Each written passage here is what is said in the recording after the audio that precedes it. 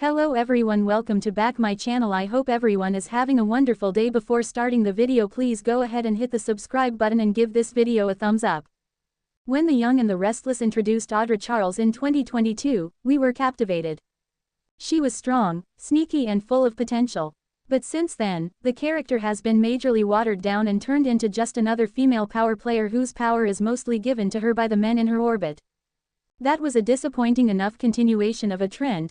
See also, Nikki Newman and Sally Spectra, but then the show went and made it worse. Even though Genoa City seems to have more corporations than park benches and more CEO jobs than grocery store cashier gigs, the powers that be told us that Audra couldn't find a company of her own to run. In a town that's lousy with them. Then they had Audra agree to use her alerted turn ex-lover Kyle's head in exchange for the chance to run, some corporation or other, whatever Victor finds for her as a thank you for breaking up his granddaughter's relationship. We don't have 3 words for this twist, we have 3 letters, WTH. Audra is supposed to be smart. Yet she's trusting Victor, and that is categorically stupid. She is supposed to be capable. Yet in Genoa City, where everyone from ex-strippers Nikki to card-carrying screw-ups Billy have corner offices, Audra is the only person left out of the game of musical Big Boss chairs. Why? This storyline does a disservice to the audience by telling us again that Audra isn't as amazing as we were led to believe. It is a slap in the face to womankind, suggesting that Audra's most marketable quality is her sex appeal. And if she goes through with Victor's plan, it's sure to be the end of her otherwise healthy relationship with Nate. Maybe it does track with the character's history. Zuleika Silver did once tell Soaps.com that, somewhere along the line, Audra made the decision to put success in business above her personal life.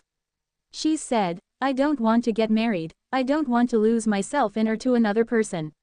I, as Zuleika, don't know if she means it, but Audra believes she believes it. Still, this plot doesn't have us enthralled, it has us sad. Sad to see Audra's potential squandered. Sad to see an actor as charismatic as Silver stuck playing this hot mess. Sad to see that Young and Restless has chosen to have Victor learn zilch about the way that he has used women as weapons in the past. Remember how well that worked out when he sicked Patty on Jack? Or when he sicked Kelly on Jack? We do. We also recall the way the mustache dropped an imposter Jack in Phyllis' bed. It was gross enough when Bold and Beautiful had Steffi whore out pal Daphne in hopes of breaking up Carter and Hope and thereby regaining control of her family's company. But at least Daphne didn't seem grossed out by what she was doing, she saw it as a game. Audra, on the other hand, doesn't want to do this, she is being forced to in order to achieve her career goals. That is, put simply, yucky.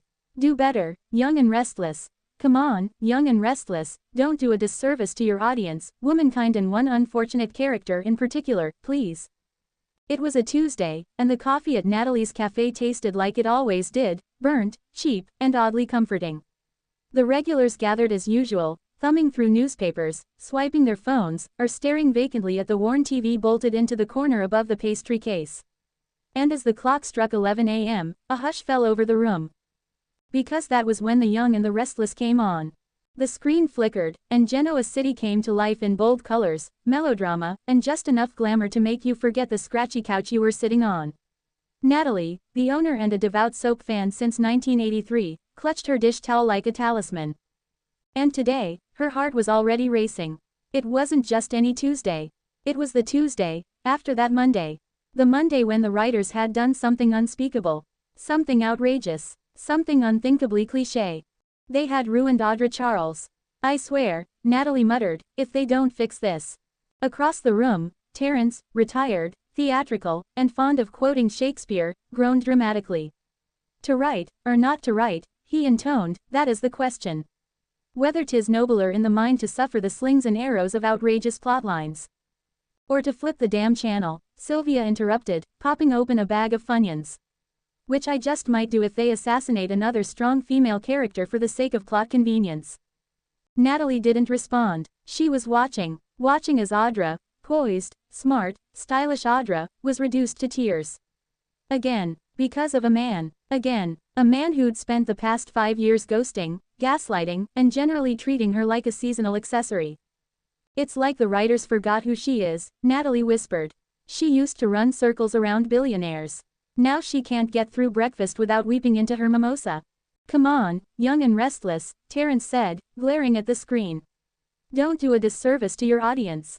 or to womankind. And especially not to one unfortunate character in particular, Sylvia muttered. Poor Audra. The TV flashed to another scene. This time, it was Adam smirking in a hallway, up to his usual schemes. The music swelled ominously, and everyone knew, somebody was about to be betrayed. Again. Terrence leaned forward, a conspiratorial gleam in his eye. I say we do something about it. Sylvia raised an eyebrow. What, like write a letter? No, bigger, bolder. He glanced at Natalie. You said your cousin works in LA, right? Set design for CBS. Natalie nodded slowly. She brings me script pages sometimes. Under strict don't you dare post this rules. Perfect. We infiltrate the studio. Stage a creative intervention. You want us to fly to California, and storm the Young and the Restless writer's room? Absolutely. Sylvia laughed. I'm in. A week later, they were in Los Angeles. Armed with coffee, legal pads, and the righteous fury of decades-long fandom, the trio marched through the glossy lobby of CBS Studios. Terrence was wearing a scarf the size of a parachute and wielding a binder labeled, Soap Justice, a manifesto. Natalie clutched a flash drive containing an alternative storyline where Audra launched a media empire and got a well-deserved romantic arc that didn't involve emotionally constipated millionaires. They were promptly stopped at the security desk. Can I help you? Asked the guard, eyeing the scarf suspiciously. We have an urgent pitch, Terrence announced, to rescue a beloved character from the graveyard of wasted potential. Quote. Is this about Young and Restless? The guard asked, deadpan. You're the third group this week. Yes, Natalie said quickly. But we're different. We're not angry. We're passionate. We have solutions. Bold ones, Sylvia added. The guard sighed. Room 207. Knock twice and say, Genoa City forever. But if anyone asks, I didn't tell you that. The writer's room was colder than expected. Maybe because of the air conditioning. Maybe because of the disillusionment. A dozen people stared at whiteboards cluttered with half-erased names, arrows, timelines. On the wall, a laminated sign read, Character development is not optional. It was underlined, twice, but ignored. Terrence stepped forward. Ladies and gentlemen of the Soap Tribunal, he began. We come not to condemn, but to collaborate. A few heads turned. Who let the fan club in? Someone mumbled. We're not just fans, Natalie said, projecting her best mom voice. We're your audience. The loyal ones. The ones who've stuck around through 7 recasts, 12 resurrections, and that time you tried to make a love triangle out of a divorce lawyer, a barista, and a guy who talks to ghosts. A nervous laugh. Someone closed their laptop. We love this show, Natalie continued. But we need to talk about Audra. You gave us a woman who could run a boardroom and break hearts in 5-inch heels, and now you've turned her into a romantic footnote. Her latest arc tested well with younger demos, one writer offered. Sylvia leaned forward. You mean she tested well as a plot device to boost someone else's story? She used to have ambition, Terrence said. Agency. Now she's just collateral. A pause. Then one writer, a younger woman with a coffee-stained hoodie and tired eyes, spoke up. I wanted better for her, too. But the execs keep pushing for more traditional arcs. Natalie raised an eyebrow. You mean she has to cry on cue and fall for the guy who ghosted her 4 times because that's what tests well? Pretty much. Well, Sylvia said, we came with a counter-proposal. She opened Natalie's flash drive. On the screen, Season 52 rewrite, The Redemption of Audra Charles. Slide by slide, they laid it out. Audra exposing corruption in Chancellor Winters. Starting her own PR firm. Mending friendships. Building rivalries. Having a real romance, with someone who respected her, challenged her, and didn't treat her like an optional side quest.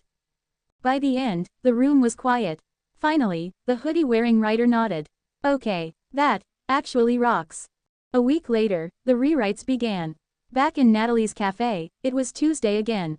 The burnt coffee tasted a little sweeter. On the screen, Audra wasn't crying.